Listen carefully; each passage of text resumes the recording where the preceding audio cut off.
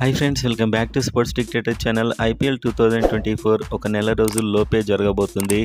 And ఈసారి sun rise హైదరాబాద్కి చాలా ఇంపార్టెంట్, ఎందుకంటే లాస్ట్ టైం మంచి పర్ఫార్మెన్స్ ఇవ్వలేదు.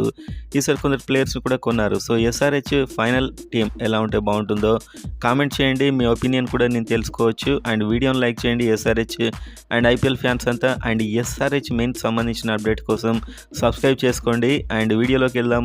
సన్ రైజ్ హైదరాబాద్ అయితే రీసెంట్ టైంలో సూపర్ ఫామ్లో ఉన్న players Pat Cummins and Heinrich Klaasen మీకు తెలుసు, ఒక సునామీ అని చెప్పుకోవచ్చు.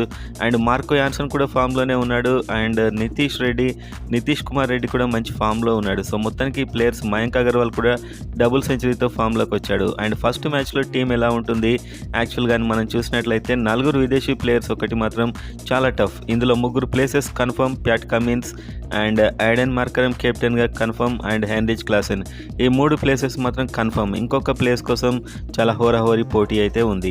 అండ్ నెక్స్ట్ మనకు డొమెస్టిక్ ప్లేయర్స్ కేటగిరీలో రాహుల్ త్రిపాఠి అండ్ అదేవిధంగా Washington Sundar and Mayank Agarwal and Bhuvneshwar Kumar and Natarajan. So మొత్తం ఈ విదేశీ ప్లేయర్స్ 3, ఈ డొమెస్టిక్ ప్లేయర్స్ 5, 8 మంది ప్లేయర్స్ అయితే టీంలో కన్ఫర్మ్ ఇప్పటికైతే దాదాపు నాకు తెలిసి ఫస్ట్ మ్యాచ్లో.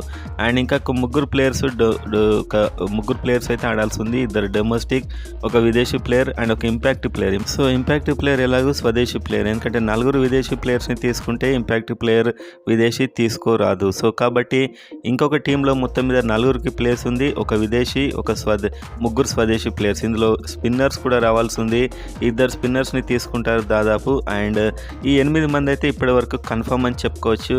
ఇంకా మిగిలిన 4 అంటే ఒక విదేశీ, 3 స్వదేశీ ఎవరు ఉండొచ్చు అనేది మీరైతే కామెంట్ చేయండి.